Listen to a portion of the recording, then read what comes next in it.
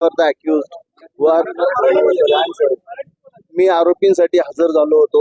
ब्लॅकचे हॉटेलची जी ओनर होती त्यांच्यासाठी आणि कोझीचे जे मालक होते त्यांच्यासाठी, रेस्टॉरंटचे जे आरोपी होते यांच्यासाठी आम्ही हजर झालो होतो.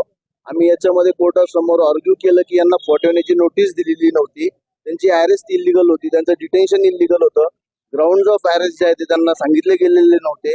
या सगळ्या गोष्टींच्या याच्यामध्ये आम्ही हेही आर्ग्यू केलं की आता आमच्याकडनं रिकव्हरी करण्यासारखं काही राहिलेलं नाहीये. त्यामुळे कोर्टाने आम्हाला MCR मध्ये घेतलेलं आहे. मॅजिस्ट्रेट कस्टडी झालेली आहे. आरोपींना पोलीस कस्टडी झाल्यानंतर मॅजिस्ट्रेट कस्टडी झालेली होती and now accused are in magistrate custody.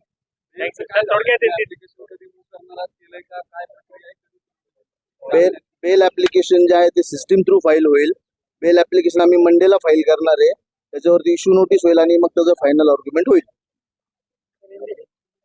ये जो मैटर है इसमें हम लोगों ने अक्यूज को रिप्रेजेंट किया था. कोजी के जो ओनर्स थे और ब्लैक के जो ओनर्स थे उनके लिए हम लोग अपियर हुए थे. They were hotel owners who had served the liquor as per the allegations made in the FIR.